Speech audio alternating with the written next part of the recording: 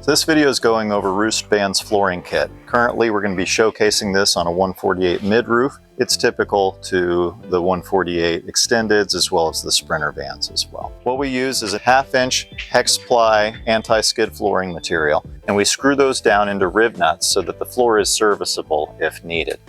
And then we separate it with the powder coated trim strips. And then we finish it out with aluminum trimming. It's a DIY shippable product. So these come in 3 separate pieces.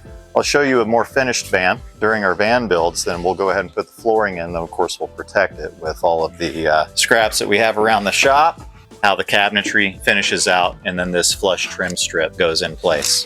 Then of course under here we have the wraparound trim with a little pocket used for storage. Check us out at roostvans.com.